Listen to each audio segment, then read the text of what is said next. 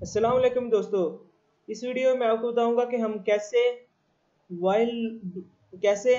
Nested while loop C plus plus के अंदर लगा सकते हैं और नेस्टेड वाइल लूप लगाकर हम कैसे टेबल्स एक दो दो तीन चार पाँच छः वगैरह के टेबल्स हम कैसे बना सकते हैं।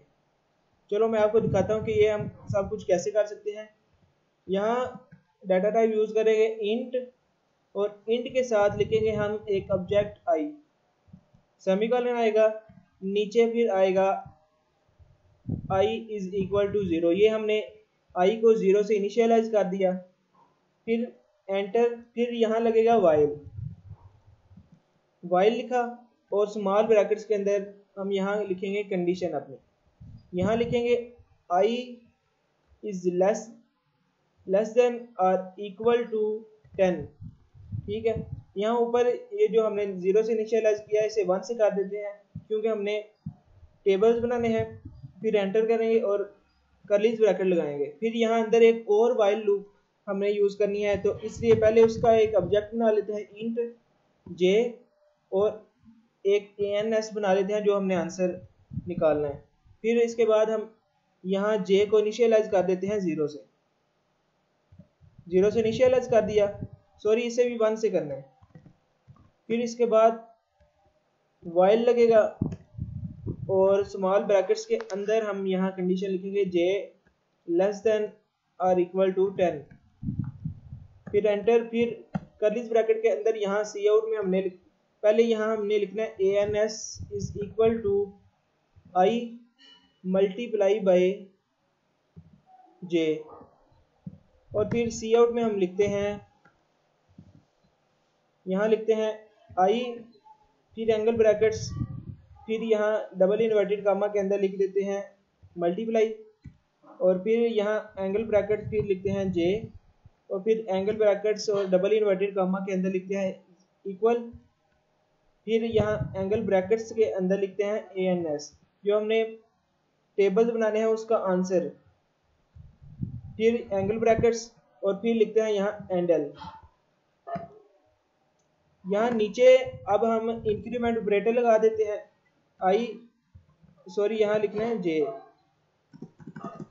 j प्लस प्लस और सेमीकोलन और नीचे ये जो ऊपर हमने पहली वाइल लूप लगाई हुई है उसका इंक्रीमेंट ऑपरेटर यहाँ उसकी ब्रैकेट्स के अंदर लगना है, यानी इस ब्रैकेट्स के बाहर लगना है क्योंकि जो पहली वाइल लूप है उसकी ब्रैकेट्स ये हैं। तो यहाँ हम इंक्रीमेंट ऑपरेटर लगा देते हैं i प्लस प्लस और एंटर कर देते हैं, यहाँ सी आउट में कर देते हैं एंडल। इस सारी स्टेटमेंट का मतलब ये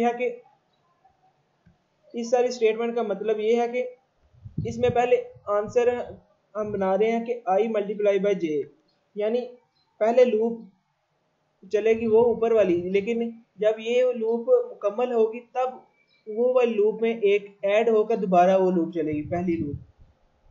पहले ये वाली लूप चलेगी और फिर इसके बाद जब ये मुकम्मल खत्म होगी यानी तो फिर ये दोबारा इंक्रीमेंट होके ये ऊपर वाली चलेगी, ये फिर दोबारा से शुरू से पूरी लूप 1 से लेकर 10 तक चलेगी, फिर ये दूसरी लूप दोबारा शुरू होगी।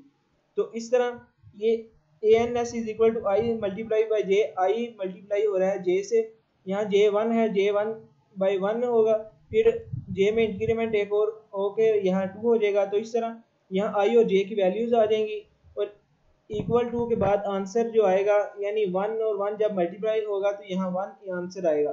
तो अब आपको मैं कंपाइल और रन करके दिखाता हूँ कि 10 तक पहाड़े आते हैं या नहीं। जब कंपाइल और रन किया